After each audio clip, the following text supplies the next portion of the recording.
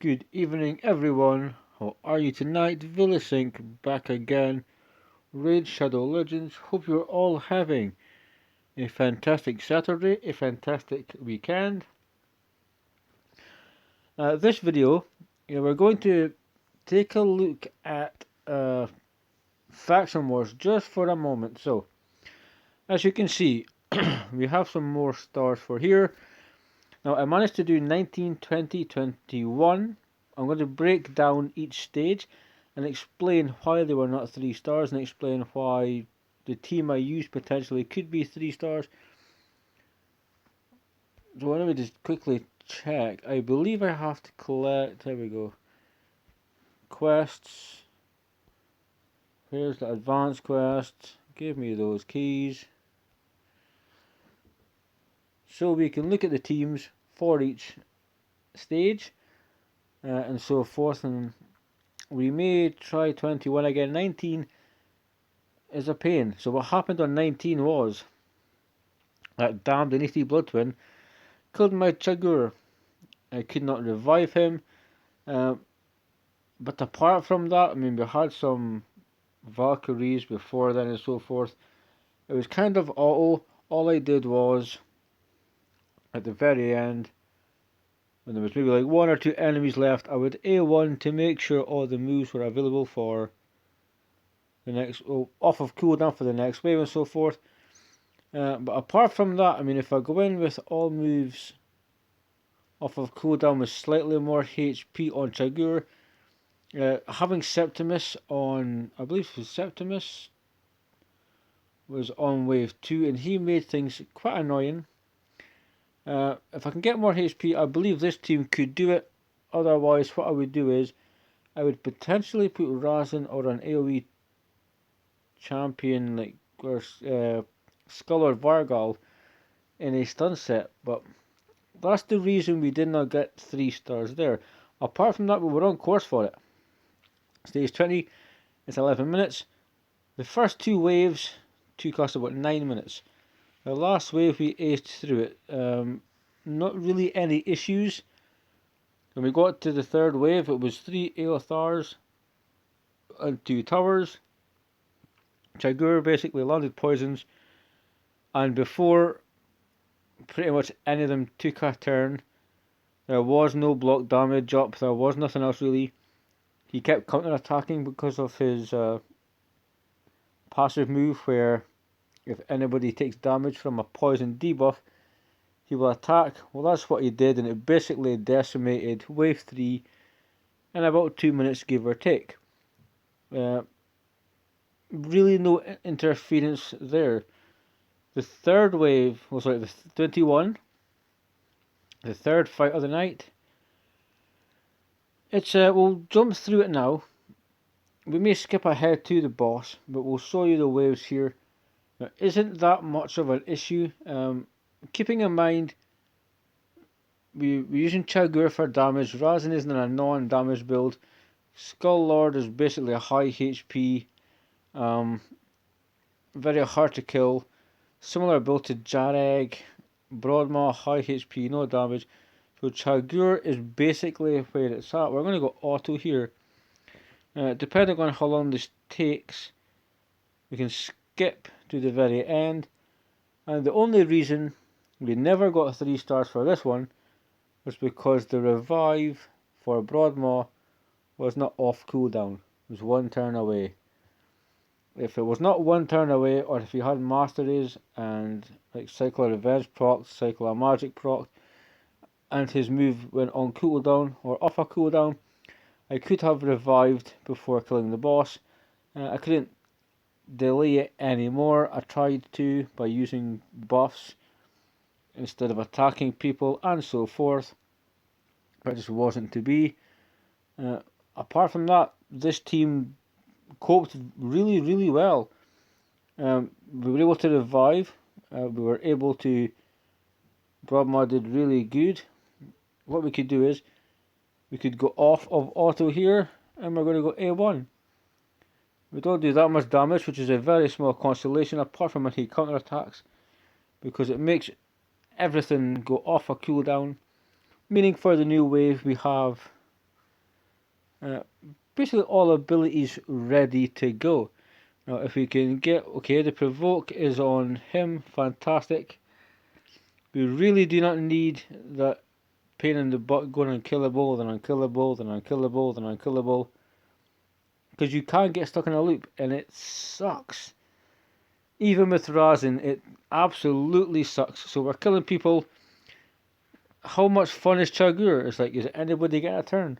They're taking damage, poison from damage. Sorry, damage from poison. And then it's right back to this again. And I did a lot more manual in the previous fight because I was kind of unsure, but we did really well. We're just going to A1 here. And then when we get to the boss, we're going to manual unless I need to intervene. I don't believe I will. Maybe I need to do a timed revive. Just when he gets lower HP, similar to what I did with Undead. With Gorgorab, I had to time that revive to make it kind of perfect. But we have nice HP levels on pretty much every champion apart from Trigger, who's mainly damage. I don't see anybody dying. I see the revive being quite clutch here. And if we get 3 stars, I only have to do it once. Stage 19. I'll try in the next rotation when this comes back. Otherwise, I will look at potentially making a build. Put something like a stun set. Try to get more CC. Unless I have a different Lizardman that I can take in to help me with that. So Trigger's going to get killed again. No, it's not. Fantastic block damage. I'll have it. So this is basically what happened. He kept dying, and with the revive being used and so forth, it was off cooldown. But this is kind of how it went. As you'll see, other people are getting debuffed. But as you see, Jareg, high HP, Skull Lord, he ain't dying. Razin, he ain't dying. Broadmaw, he ain't, unless Broadmaw gets hit with a big clap, chances are he won't die in one hit either. And I don't feel like I need to intervene. But overall, this team for 21, they are quite fun. Yes, they get debuffed and so forth. But they're a really kind of cool team. As a damage dealer, only having Chagur makes things slightly longer. But he's such a fun champion. As long as he can land a poison, and get a counter attack. Granted, he stays alive long enough. If not, we're just going to work it down, revive him again. When the boss's HP gets a bit lower, I'll maybe intervene manually. People normally only do this once. That's all they care about, is getting it completed. 40,000 damage in a hit, some heals to Broadmaw, and he's still alive. Another 30,000. So Broadmaw, if Broadmaw dies, this is all for naught. Then we're back to the drawing board. But this is the team I used. I'm quite comfortable with it. It's quite fun. We do need to get Chagur up and going. Increased defense is quite good. So let's hope that we have the revive pretty soon. We'll get Chagur back up and running. We'll hopefully get some respectable hits. I'm trying to think. I'll take it off of auto for just a moment. And I feel like Chagur, okay, he's got a block damage, so he wasn't going to die. That's fine.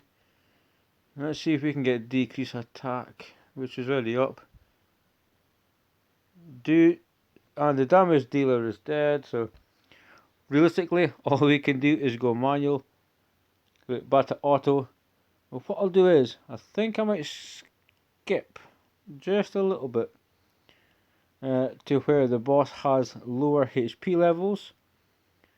And what we can do is, we can hopefully see a clutch revival taking place. So I'll jump back in a few minutes, guys, because The champions that you see right now are built to sustain, and they're not built to do major damage. So guys, I will see you in a couple of minutes.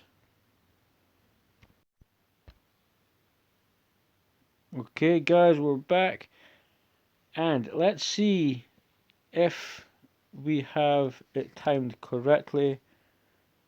Well, respectively close.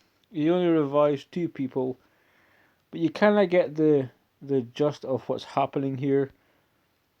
That clutch revival will absolutely get you a 3 stars. You only have to do it once. Once it's done, it's done. The remaining other stars will come within time, but this is the team I used, and as you can tell, it's doable. There's a little bit of RNG involved, but ultimately, it is a pretty cool team. Let's quickly take a look at what we have available. So, Chagur has a damage build. He is fun as hell, honestly. Super duper fun, counter attacks like a mofo. He's super cool. I love that champion so much. Very, very happy to have him. This is his build. Some accuracy. I could put in an accuracy lead if I need to, because he has an attack aura. Along with 4k attack, full crit rate, 273 crit damage. Low HP, but he's built to do damage. That's just kind of how it is. We have Skull Lord Vargal, another champion I'm quite fond of. 105, 483 HP, over 100k HP, 2k defense, 175 speed, crit damage, non-existent, 230 resistance and 280 accuracy. So he does resist quite a bit, and he does land things quite a bit. I will get some more, I believe, accuracy and defense from the shield, but that's the build for him. And I forgot, because I'm stupid, this is the masteries for Chagur. I'll just let you pause the video so you can see what he has. But it's Helm Smasher, one with accuracy, and kind of the number that you would take for him. Skull Lord is support and defense tree, extra HP, cyclic magic. Nothing really too special. Razin, Master Age, non-damage build. Potentially the reason why. Maybe that's something that I need to change. Maybe I could make Razin do slightly more damage while maintaining levels of accuracy that will help me finish the fights more efficiently. You never know. But I went for a non-damage build. This is the Master Age here. Let's take a look at what he has. Perception accuracy set. He has respectable HP, 395 accuracy. So enough accuracy to land even in faction wars. Lower defense, but you want HP in faction wars, because if you go too defense heavy and you have lower HP, you're going to die just way more. Broadmaw. Broadmaw has a regen set, and he is 57k HP, 2k defense, 203 speed, 353 resistance. I don't need the accuracy for the freeze and the A1. It could help, but I feel like the resist, meaning he won't get CC'd, meaning he's still able to buff my team and revive my team. I feel that's more important. Does he have Master Ace? He does not, but he still performs very well. Jareg, I believe, could be the last champion here. That is the Master Ace for him. Eagle Eye, Master Hexer. The other one for decreasing timing on the A1. Artifacts are an immortal set, speed set, 2 broken pieces, and I'm quite happy with this build. This is the first build for Jareg, and I may keep it. He does need high HP for an allied protection champion. So he has 100k, 2.2k defense, 196 speed, Some resist, not too much, but 288 accuracy without an accuracy banner. And I believe that's all the champions for today's video we're going to be talking about. So that's essentially another faction down. Yes, there's some RNG with the last two stages, but essentially we've got it complete. I can collect my book now. I can collect whatever is waiting for me. Let's take a quick look. Let's get this together. I will take that shard. I will take that energy. And because I love every one of you, we're just going to pop this shard. Screw it, it does not matter. For everybody watching, what are we going to get? Is it good? I mean, yeah, maybe. I have a Chani, so this could potentially be a book. But there you have it, guys. That's the video. One more faction down. That's the team I'm going to stick with. Let me know what you think in the comments. As always, very welcome to do so. Stay safe. Keep on raiding. I'll see you next time.